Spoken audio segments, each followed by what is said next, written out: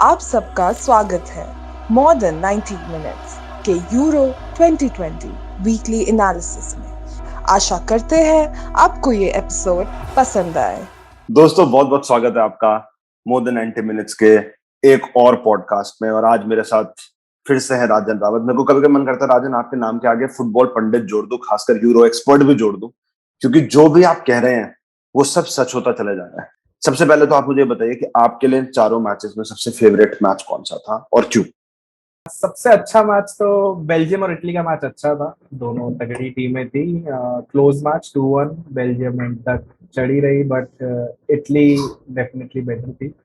But Spain वाला game भी बहुत अच्छा रहा। स्विट्जरलैंड ने जैसा फ्रांस के साथ किया था, ऐसा लग रहा था स्पेन के साथ भी वही होने वाला है। बट लकी रहे स्पेन कि स्विट्जरलैंड अपना पेनल्टीज का फॉर्म रेप्लिकेट नहीं कर पाई। और बहुत अच्छा मैच था। स्विट्जरलैंड ने सबको मतलब शॉक कर दिया, 2 लगातार जबरदस्त परफॉर्मेंसेस से। जी, लेकिन आपने भी कहा कि स्पेन लकी रही। सिर्फ मैं ये नहीं कहूंगा राजन लकी रही स्पेन। अगर हम लोग उस मैच को देखें तो बिल्कुल अटैक कुछ चीजों में स्पेन बहुत बेटर कर सकती थी, और हम लोग उस बारे में बात करेंगे, उनकी स्ट्राइकिंग के बारे में। लेकिन इन जनरल अटैक स्पेन का बहुत ही बेटर था। इस टूर्नामेंट के अभी तक किसी भी मैच में मैंने इस किस्म का स्पेनिश अटैक नहीं देखा। लेकिन ये जैसा हम तो शुरू से ही बोल रहे हैं, स्पेन का अटैक तो बढ़िया है ही, प्रॉब्लम कन्वर्जन की ही है बस। बिल्कुल बिल्कुल, एक तो कन्वर्जन की थी, और मुझे लगता है पिछले मैच में स्पेन की सबसे बड़ी प्रॉब्लम थी यान सोमर, जिसके बारे में हम बात करेंगे। मुझे लगता है इस टूर्नामेंट के सबसे बेहतरीन कीपर वो अब तक रह चुके हैं। 10 सेव करे पूरे पूरे मैच में, और ऐसे भी नहीं कि वो इजी सेव, कुछ तो ऑफकोर्स इजी थे, और उसके लिए मैं पूरा पूरा इजी सेव्स का क्रेडिट दूंगा जेरार्ड मोरेनो को, जिन्होंने उनके कुछ गोलकीपिंग प्रैक्टिस करवाई 2-3 शॉटों में।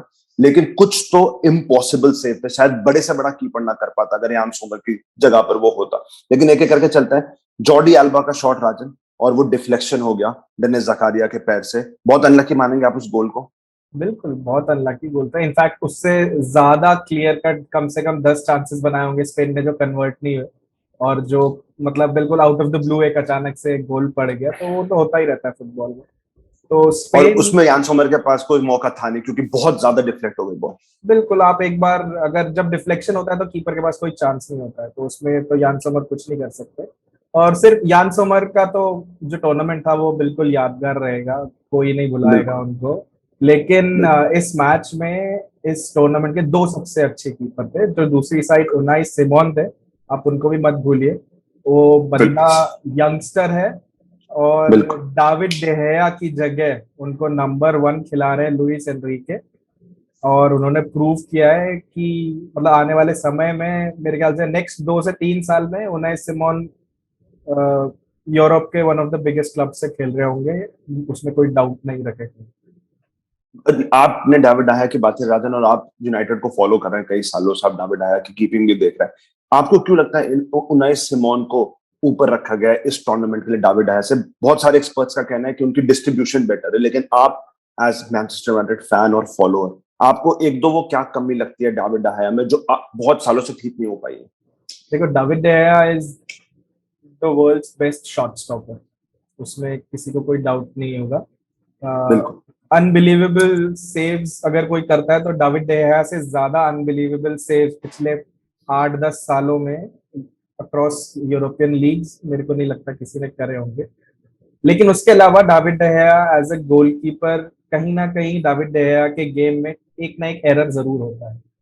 बिल्कुल। और स्पेशली स्पेन नेशनल टीम के लिए जब वो खेलते हैं तो वो बहुत हाईलाइट हो जाते हैं वो एरर्स।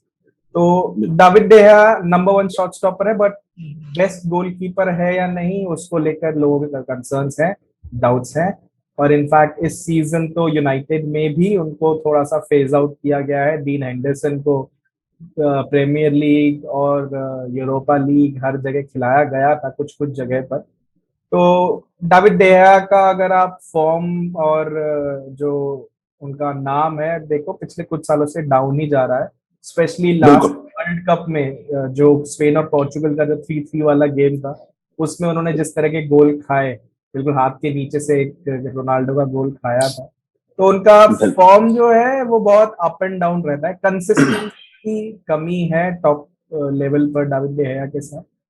दूसरा जैसा हमने बोला था, स्पेन जो है, ये जो नई टीम बन रही है, ये अगले 4 से 8 साल के लिए लुइस एनरिके एक प्रोजेक्ट सेटअप कर रहा है, तो उसमें डेफिनेटली सेंस बनता है कि एक नए यंग कीपर को खिलाया जाए। और अगर उनाई सिमोन जैसा एक यंग टैलेंटेड कीपर है, जिसका ये जो ला लीगा सीजन था बहुत जबरदस्त गया था एथलेटिको बिलबाओ के लिए, तो उसमें बिल्कुल कोई मेरे को नहीं लगता इशू है। मेरे को लगता है उनाई सिमोन, दाविड डेया भी जब 18 साल के थे तब यूनाइटेड आए थे, कुछ साल उन्होंने जी। स्ट्रगल करा और उसके बाद वो उन्होंने अपने आप को एस्टैब्लिश करा टॉप कीपर्स में। उनाई सिमोन तो मेरे को लगता है अभी से ही उनका नाम आ जाएगा टॉप कीपर्स में, और Unai Simone will be a long term successor मान सकते हो आप उनको आइकर कासिलास का, ऐसा लग रहा है अभी तो, अगर वो फॉर्म पर कर रहा सकता है तो। मैं इसमें थोड़ी सी एक वो डालना चाहूंगा, क्योंकि मैं कसियस का बहुत बड़ा फैन हूँ। बिल्कुल साथ में भी मत रखिएगा दोनों को, कसियस अलग अलग लेवल पर मैंने है, कहा, कसियस को मैंने जाने सक्सेसर बोला, लॉन्ग टर्म सक्सेसर हो सकते हैं। ओ सॉरी, जब से हाँ फिर कासिया ठीक, गए हैं तब से बिल्कुल स्पेन को एक रेगुलर अच्छा कीपर नहीं मिला है। नहीं तो मिला। अब लग और मेरे रहा को है लगता था, कि आपने बिल्कुल ठीक कहा था कि क्योंकि जब कसियस गए मुझे एक्चुअली लगा कि डेविड डाया उनके शूज में आ पाएंगे, लेकिन बिल्कुल, नहीं, बट वो नहीं, उस किस्म को प्रूव नहीं कर पाए। ये बिल्कुल बहुत दाविड डेया बड़ा के साथ, प्रॉब्लम रहा है। हाँ, दाविड डेया के साथ एक्सपेक्टेशन थी कि कसिया के बाद दाविड डेया स्पेन के नंबर 1 कीपर रहेंगे लॉन्ग टर्म के लिए, बट दाविड डेया ने इंटरनेशनल गेम्स में बहुत एरर्स करी है और फॉर्म भी अच्छा नहीं रहा उनका कई मेजर टूर्नामेंट्स में। और अभी आपने बड़ी इंपॉर्टेंट बात करी राजन, जो हम लोगों ने अपने पहले पॉडकास्ट में, जिन्होंने भी वो पॉडकास्ट नहीं देखा बिल्कुल जाके देखेगा, जहां पे आपने कहा कि लुई एनरिके एक फ्यूचर प्रोजेक्ट और एक फ्यूचर प्लान बना रहे हैं स्पेन के साथ, और उसको मद्देनजर रखते हुए वो अपनी टीम सेट कर रहे हैं।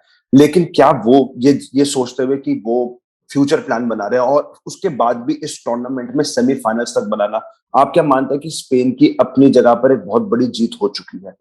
बिल्कुल, स्पेन ने अबव एक्सपेक्टेशंस परफॉर्म कर चुका है। अबव एक्सपेक्टेशंस एज इन लोग एक्सपेक्ट नहीं कर रहे थे कि ये यंग टीम इतनी आगे तक जाएगी, लेकिन कहीं ना कहीं मिक्सचर रहा थोड़ा। ग्रुप भी कंपैरेटिवली उतना टफ नहीं था, खुद ही टफ बना दिया था इन्होंने अपने पहले 2 गेम्स ड्रॉ करके ग्रुप को।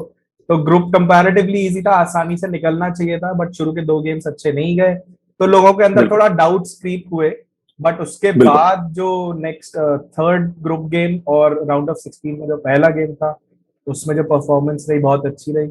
ऑब्वियसली थोड़े क्रोएशिया के गेम्स में, जो क्रोएशिया वाला गेम था उसमें डिफेंसिव फ्रेजिलिटी दिखी कहीं ना कहीं, जी जी। और उस डिफेंसिव फ्रेजिलिटी को स्विट्जरलैंड ने एक्सप्लॉइट भी करा। आप अगर स्विट्जरलैंड का जो बिल्कुल गोल देखते, तो वो एरर बिल्कुल था स्पेन के डिफेंडर्स का, है ना, और बहुत अनफोर्स बड़ा। एरर, बहुत बड़ा एरर था। और इटली की जब टीम से ये भिड़ेंगे तो इटली ऐसे एरर्स को सिर्फ भुनाएगी नहीं, बट अपने गेम के जरिए ऐसे एरर्स और करवा सकती है स्पेन की टीम से। तो जो नेक्स्ट क्योंकि गेम, इटली के नेक्स्ट जो क्योंकि इटली इटली के के साथ, सामने किएजा और पेसीना होंगे, जिनके सामने बहुत मुश्किल होगा ये सब करना। बिल्कुल जिस तरह से क्रोएशिया और स्विट्जरलैंड पर स्पेन लगभग 80%, 70-80% पोजीशन के साथ खेल रही थी, इतने चांस बना रही थी, जी उतने मौके इटली नहीं देगी आपको, बिल्कुल भी बिल्कुल नहीं बिल्कुल देगी। और बिल्कुल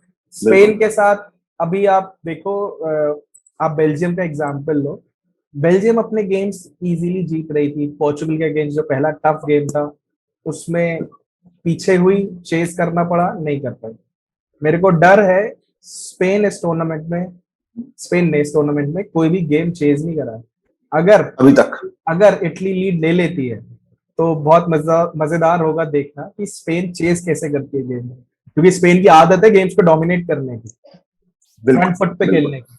अगर इटली, फॉर एग्जाम्पल, जिस तरह से 2-0 बेल्जियम के अगेंस्ट इटली हुई, बहुत ही डिजर्वेडली सो, स्पेन अगर 2-0 हो जाती है लेट्स से, या 1-0 भी हो जाती है इटली के अगेंस्ट, तो इनएक्सपीरियंस टीम है, किस तरह से रिस्पॉन्ड करती है देखने वाली बात होगी।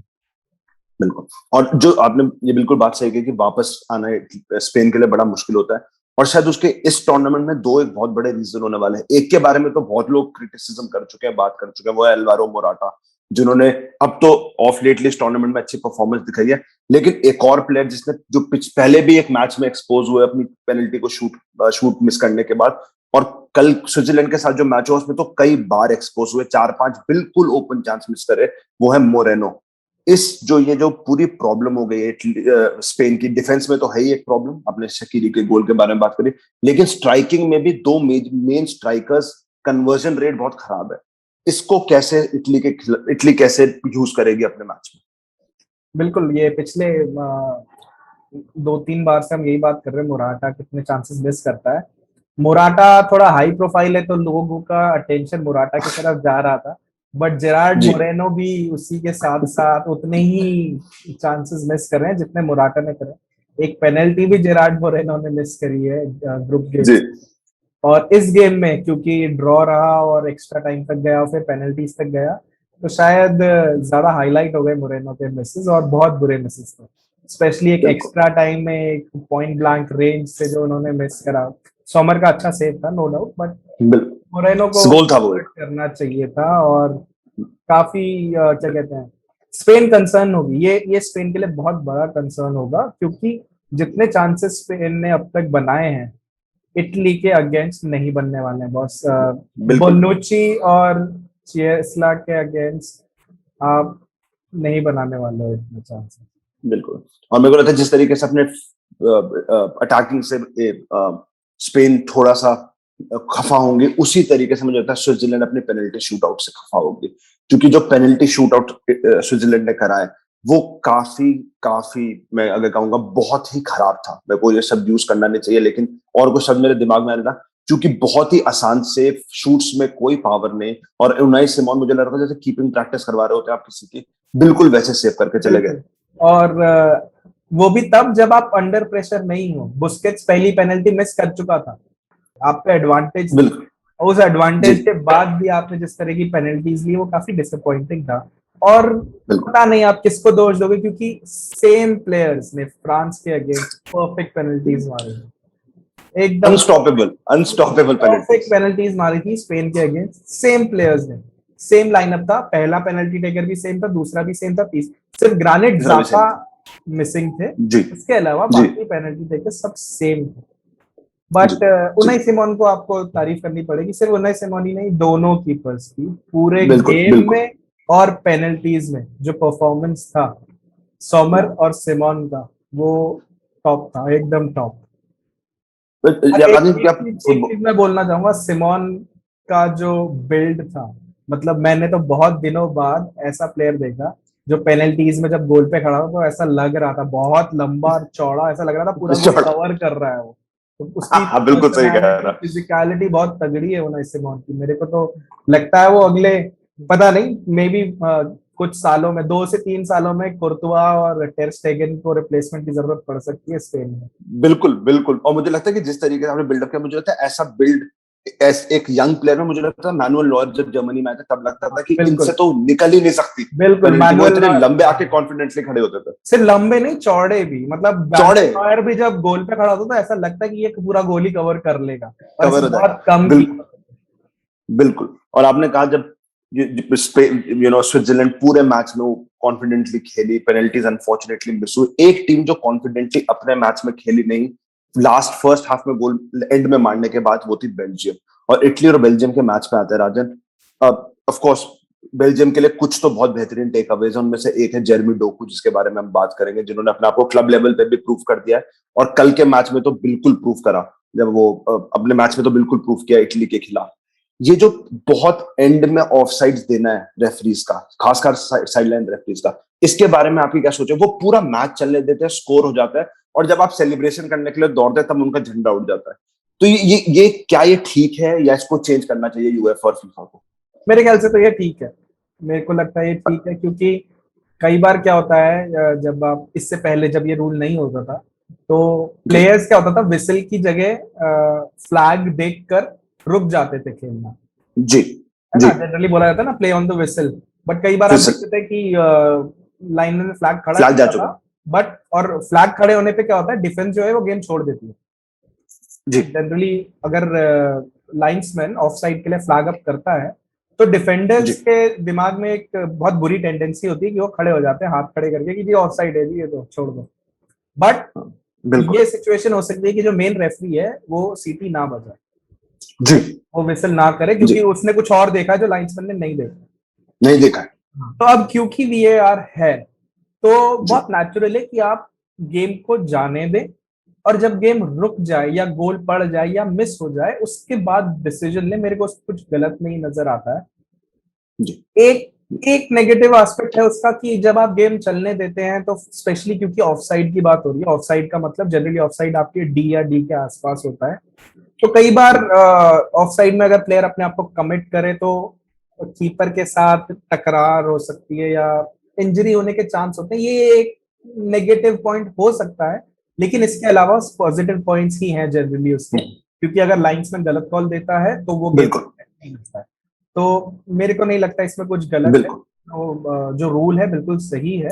अगर आपके पास टेक्नोलॉजी है तो आपको उसका फायदा उठाना चाहिए, और टेक्नोलॉजी और जो ह्यूमंस रेफरीज हैं, लाइंसमैन, फोर्थ अंपायर और मेन रेफरी, उनके बीच काम कैसे चले उसके एक स्टैंडर्ड ऑपरेटिंग प्रोसीजर्स बने हुए हैं, जिसमें ऑफसाइड के लिए बहुत सिंपल रूल है, जब तक गेम रुके ना आप फ्लैग ना करें।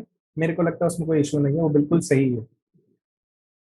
बिल्कुल। तो आपने ये जो पॉजिटिव एस्पेक्ट बताया, फ्लैग ना उठाने का, मुझे लगता है अब बेल्जियम को ये पॉजिटिव एस्पेक्ट्स अपनी टीम में ढूंढने पड़ेंगे, क्योंकि जो गोल्डन जनरेशन लोग कह रहे थे बेल्जियम की, वो अब खत्म हो चुकी है राजा। और इस टूर्नामेंट के एलिमिनेशन के बाद वो बिल्कुल सेट हो गया कि अब बेल्जियम को रिस्ट्रक्चर अपने आप को किसी भी हालत में करना पड़ेगा। हम लोगों ने देखा केविन डी ब्रुयने अपने चोटिल होने के बाद भी मैच में घुसे, ईडन हैजार्ड थे नहीं, वो मैच में घुसे, लेकिन सेकंड हाफ में वो नहीं उस किस्म की परफॉर्मेंस दिखा पाए, बिकॉज एज हो चुकी है।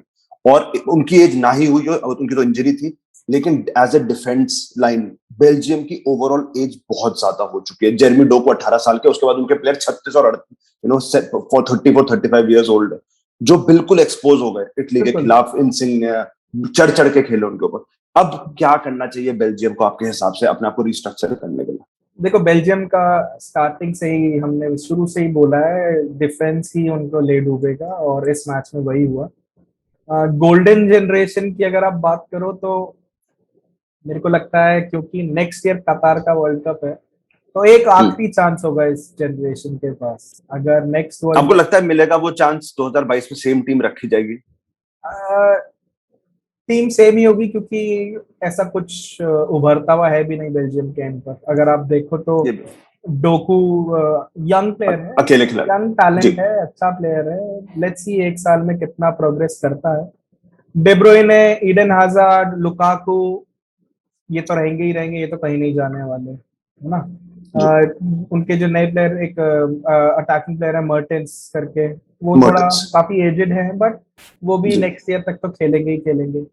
प्रॉब्लम है उनका डिफेंस, जो टोबी आल्डरवाइड, यान वर्टोंगन और वर्मालन, राइट। वर्मालन सबसे बूढ़े हैं उनमें से, तब भी रोबर्टो मार्टिनेज पता नहीं क्यों वर्मालन को खिलाते हैं, क्योंकि वो 3 इन द बैक खिलाने की कोशिश करते हैं तो तीनों को खिला देते हैं कई बार। जो यंग डिफेंडर्स हैं, एक बुजाका और डिनायर, जो हैं इतने एक्सपीरियंस नहीं है अभी। पता नहीं कैसे अपने डिफेंस को नेक्स्ट एक साल में बदल पाएगा बेल्जियम, मेरे को तो नहीं लगता है। फिर भी जो उनके अटैकिंग ऑप्शंस हैं इतने अच्छे हैं कि वो अपनी टीम को चांस दे पाए गेम्स जीतने का। बिल्कुल। अगर इस मैच में भी चांस बनाई, ऐसा नहीं कि अटैकर्स ने चांस, पहले 15 मिनट में काफी बढ़िया चांसेस बनाए। अगर फॉर एग्जांपल अगर आप अज्यूम करो कि अगर ईडन हैजार्ड खेल रहा होता और फुल्ली फिट होता तो बहुत अच्छा चांस बनता बेल्जियम के पास। 2-1 पे थे, यू नेवर नो, एक मोमेंट ऑफ मैजिक चाहिए होता है। और डे ब्रुयने और हैजार्ड जैसे प्लेयर्स अगर 100% फिट हो तो मोमेंट ऑफ मैजिक को कभी भी किसी भी टीम के अगेंस्ट निकाल सकते हैं, वो इतने कैलिबर प्लेयर्स हैं। तो और फिर उस अनलकी रहे, अनलकी एज इन इंजरीज की वजह से अनलकी रहे, हमने यही डिस्कस करा था। अगर केविन डे ब्रुयने और ईडन हैजार्ड होंगे तो ही बेल्जियम पे चांस होगा, अगर ये दोनों नहीं होंगे तो इटली जीतेगी। लकीली डे ब्रुयने खेले, बट फर्स्ट हाफ में डे ब्रुयने बहुत अच्छा खेला। एक डे ब्रुयने का बहुत अच्छा शॉट था, डोनारुमा ने रोका। लुकाकू का भी एक शॉट था राइट चैनल से, उसने 1-2 स्टेप और लेके सेकंड पोस्ट पे मारने की कोशिश करी थी, वो भी डोनारुमा ने रोका। इन दोनों के अलावा मेरे को याद नहीं है बेल्जियम में कोई बहुत ही अच्छा या क्लियर कट चांस बनाया हो। डोकू जो ईडन हैजार्ड के रिप्लेसमेंट थे, रॉ टैलेंट है डोकू। आप देखो, जब भी उसके पास बॉल आ रही थी वो टेक ऑन कर रहा था अपने प्लेयर को, हमेशा अपने प्लेयर के को ड्रिबल करके आगे जाने की कोशिश कर रहा था। और एक कोशिश बिल्कुल जिसमें वो पास हुआ उसमें पेनल्टी मिली उनको। तो बिल्कुल डोकू तो बिल्कुल क्या बोलोगे, एक काले बादलों में सिल्वर लाइनिंग जो होती है वही था। बाकी तो बेल्जियम अब ट्रांसफॉर्म करने की बेल्जियम को जरूरत उतनी ज्यादा नहीं है, सिर्फ अगर वो अपना डिफेंस शोर अप कर पाए तो जी कतार में मेरे को लगता है कंटेंडर होगी, given Eden hazard and Kevin day ब्रुयने और लुकाकू अगर ये तीनों फिट रहें और आप अपना बिल्कुल। डिफेंस अच्छा कर पाए तो आप डेफिनेट कंटेंडर्स हैं। अगर ईडन हजार्ड इस टीम में नहीं है तो फिर इस टीम पे कोई चांस नहीं है बहुत आगे जाने का। हम पर्सनली, मुझे एक और चीज का लगता है, जब आपको मालूम है कि आपके पीछे के डिफेंडर्स एजेड हो चुके हैं, आपकी मिडफील्ड भी जो है वो भी ऐसी बहुत यंग नहीं है, तो फॉर्मेशन भी चेंज कर लेनी चाहिए। आप 3 डिफेंडर्स के साथ ना खेल के 4 डिफेंडर्स को उतारे, जिसमें आप एक यंग भी प्लेयर रख सकते हैं जो ऊपर नीचे भाग पाए। 3 डिफेंडर्स, और आप इमेजिन करिए, जब अगर आप, हमारे दर्शक भी वो गोल देखे, इंसिग्ने वाले गोल में कोई चढ़ा ही नहीं उनके ऊपर, वो अपने हाफ से बॉल लेते चले आ गए और डी के अंदर डिफेंस घुस गया, उन्होंने सिर्फ एक कर्लर मारा सेकंड बार पे, और कोतवा ने पूरा स्ट्रेच करा, इतने लंबे होने के बाद भी नहीं पहुंचे, जिसका मतलब है कि बॉल कितनी कर्ल करी होगी उनसे दूर से। नहीं वो तो, आप अगर उस गोल को देखोगे तो बेल्जियम के फ्लैट 4 डिफेंस लाइन में खड़े हुए हैं और कोई भी जी एक बंदा आकर उसको क्लोज इन नहीं करा इंसिग्ने को, इतना टाइम बिल्कुल, दिया उसको। तो कोर्तुआ अगर 1 फीट लंबा भी होता तब भी इंसिग्ने जो नहीं रोक पाते। 2 फुट छोटा है वो गोल मार ही देता। वो शॉट हाँ, जो था बिल्कुल परफेक्ट, बिल्कुल कॉर्नर पे कर्ल था, कोई भी कीपर नहीं रोक पाता। बट अगर आप इंसिग्ने जैसे प्लेयर को इतना टाइम दोगे तो इंसिग्ने से बेकार प्लेयर भी वो गोल मार देगा। यू हैव बिल्कुल बिल्कुल मानता हूँ। प्लेयर्स इतने इस लेवल के गेम पर, आप इतना टाइम किसी को कैसे दे सकते हो डी के एज पर गोल मारने के लिए। बिल्कुल, और एक और बहुत अच्छा मौका मिला जिसमें बिल्कुल टाइम नहीं मिला, रोमेलो लुकाकू, उन्होंने शॉट मारा और स्पिनेजोला ने अपनी थाई खोल दी। अगर आप देखें, बहुत सारे लोग कह रहे हैं कि उन्होंने वो जस्ट हिट कर गया, बिल्कुल हिट गया। स्पिनेजोला ने देखा कि लुकाकू शॉट मार रहा है, तो उन्होंने अपना पाँव खोला है थोड़ा सा कि ये शायद ब्लॉक हो जाएगा, लेकिन अनफॉर्चुनेट उसके बाद स्पिनेजोला के लिए उनकी टीम ने एक एंथम भी बनाई है, इंस्टाग्राम पे जाके लोग वो चेक भी कर सकते हैं। बहुत बुरी इंजरी हुई है, स्ट्रेचर पे बाहर गए हैं, तो शायद हो सकता है अब इस टूर्नामेंट में वापस आए या ना आए, नहीं, हमें मालूम नहीं है। इस टूर्नामेंट से वो बाहर हो चुके हैं कुछ महीनों के लिए, अब वो फुटबॉल नहीं खेल पाएंगे। तो वो बड़ा अनफॉर्चुनेट, इतना अच्छा बिल्डअप अपनी टीम के लिए, पूरे टूर्नामेंट में स्पिरिज़ोला काफी अच्छा खेले हैं, बहुत अच्छा। लेकिन अनफॉर्चुनेट होगा अब उनके लिए कि इस टूर्नामेंट में बांडे, देखते हैं कतर तक वो पूरे फिट हो पाएंगे, एक साल भर है खैर उनके पास, तो देखते हैं क्या होगा। एक और प्लेयर जो बेल्जियम के लिए अंदर आए, नेसर चैडली, उन्होंने एक रन भी बनाया अपनी टीम के लिए, लेकिन 2-3 मिनट में वापस सब्स्टिट्यूट हो जाना पड़ा उनको। उनके लिए भी काफी अनफॉर्चुनेट है टूर्नामेंट, क्योंकि अब टीम भी बाहर हो गई है, तो अब मौका वैसे ही नहीं मिलेगा। लेकिन 2 टीमें जिनके लिए टूर्नामेंट शायद अनफॉर्चुनेट हो सकता था, एक के लिए तो शुरुआत से अनफॉर्चुनेट था, उनमें से एक टीम बाहर हो चुकी है और वो है चेक रिपब्लिक। राजन, आप बिल्कुल मानेंगे कि डेनमार्क ने पूरी तरीके से मैच को, फुल ऑन इस मैच को डोमिनेट करा है। चिप्स खा लीजिए पहले, आप चिप्स पर खाना जरूरी है, बाद में तो चीजें होती रहेंगी। नहीं बट डेनमार्क ने डेफिनेटली डोमिनेट करा, बट चेक रिपब्लिक गेम में थी। बिल्कुल बहुत ज्यादा डोमिनेट नहीं करा, definitely Denmark was the better team.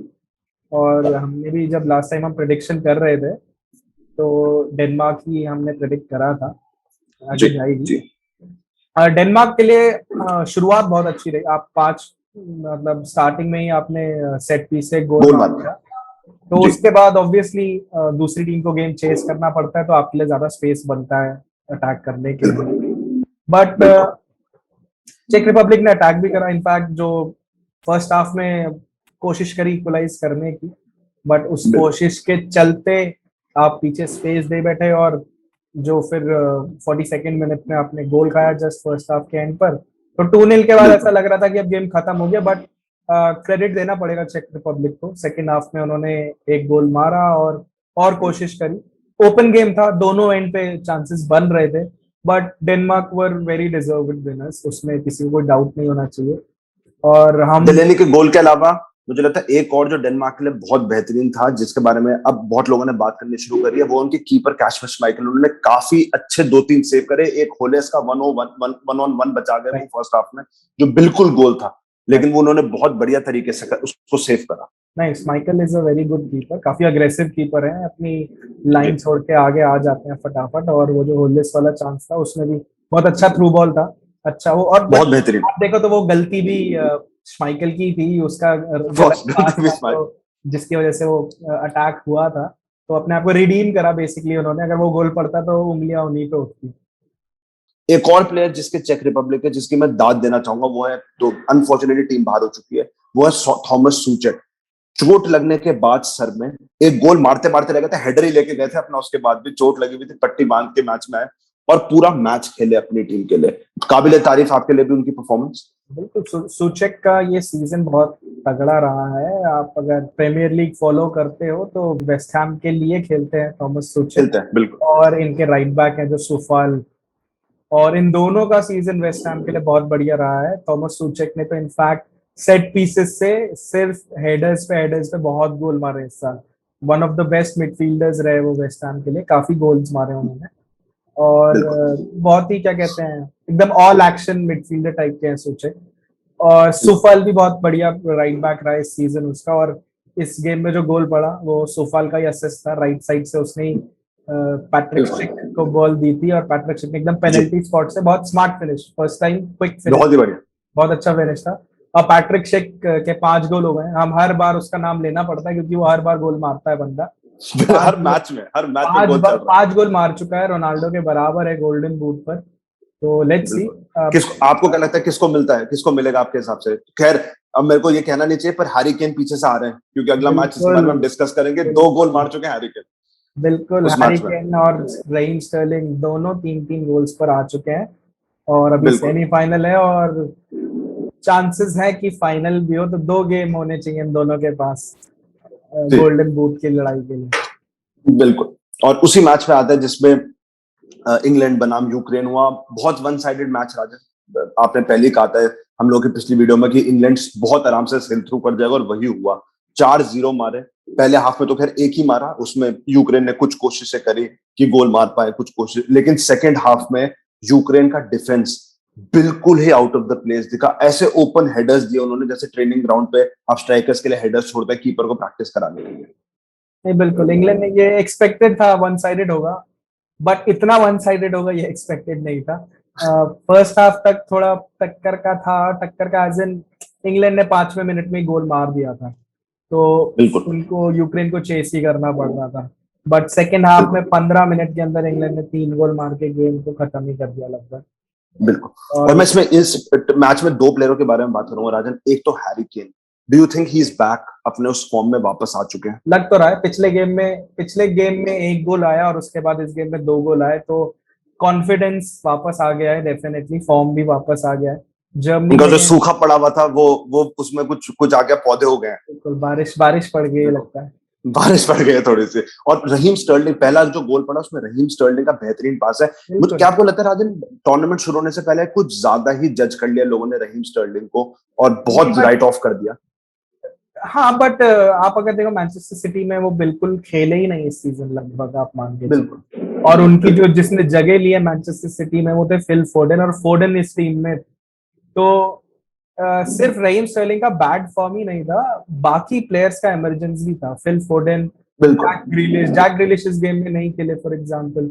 बिल्कुल तो बिल्कुल सिर्फ ऐसा नहीं है कि लोग स्टर्लिंग को क्रिटिसाइज कर रहे थे कि इसको निकालो, पॉइंट ये था कि आप बिल्कुल। जैक ग्रिलिश को खिलाओ, जेडन सैंचो को खिलाओ, तो ये डिमांड ज्यादा थी।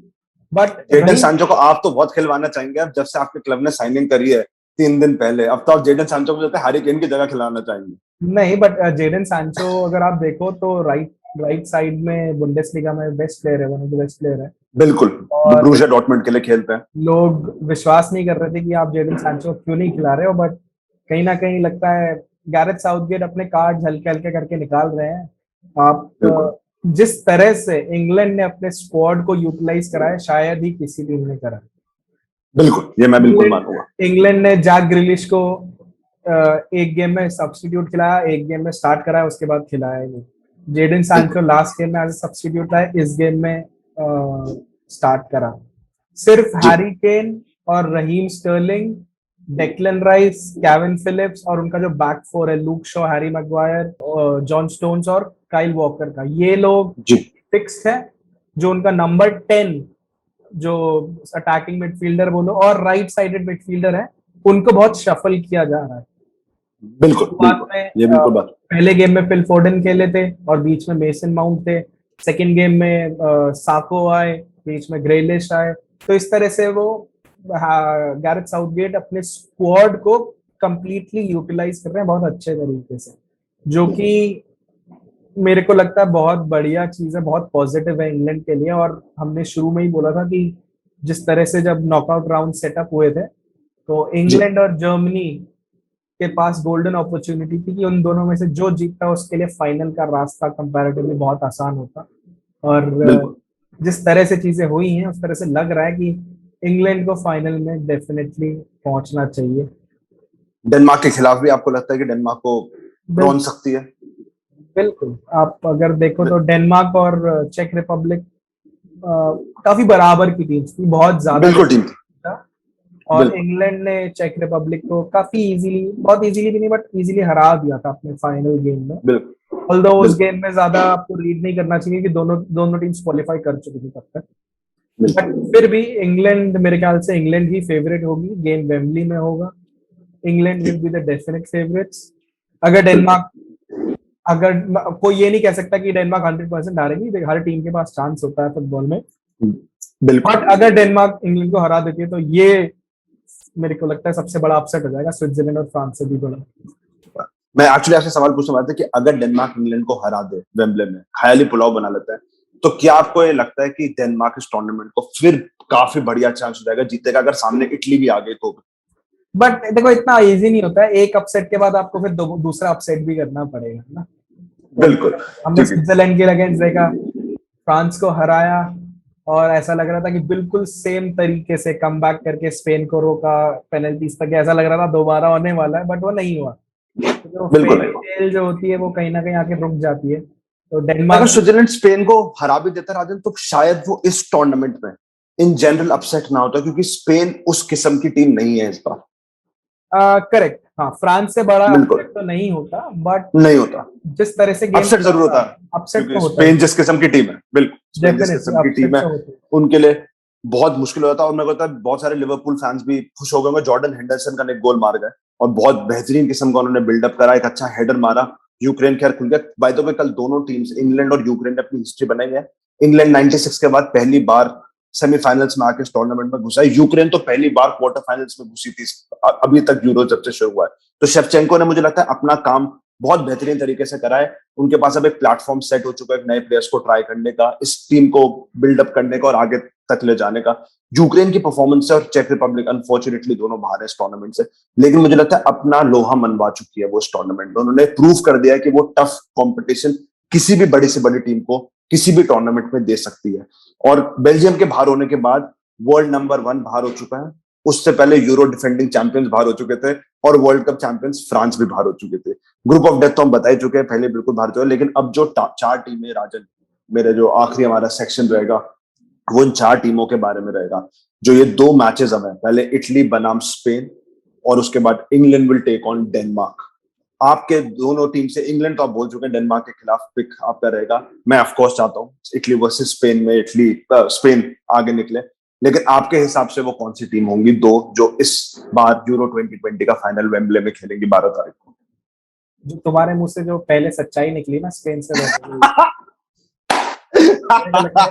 इटली स्पेन बिल्कुल को, सच है। इटली स्पेन को हरा देगी ऐसा मेरे को लगता है। स्पेन की टीम बहुत अच्छी है नो डाउट, बट स्पेन की टीम में एक्सपीरियंस है, इटली की टीम में एक्सपीरियंस कूट कूट के भरा हुआ है। इटली ज्यादा स्ट्रीट स्मार्ट है, इटली डिफेंसिवली बहुत स्ट्रांग है, और जिस तरह की टीम स्पेन को अभी तक मिली है बिल्कुल उतने चांसेस इटली के अगेंस्ट आपको नहीं मिलने वाले हैं। रोबर्टो मांचिनी अपनी टीम को बहुत अच्छे सेटअप करेंगे और हो सकता है कि इटली स्पेन को डोमिनेट करने दे पोजीशन और काउंटर पे उनको हर्ट करे। इटली के पास वो प्लेयर्स हैं इस ये करने के लिए, मेरे को मैं लगता एक और चीज जोड़ना चाहूंगा इटली के लिए राजन, जो आपने बिल्कुल सही कहा, इटली के प्लेइंग 11 तो है ही टफ, लेकिन इटली के जो सब्स्टिट्यूशंस भी हैं, जो सब्स्टिट्यूट प्लेयर्स आता है, वो भी काफी टफ है। इटली का स्क्वाड बहुत अच्छा है।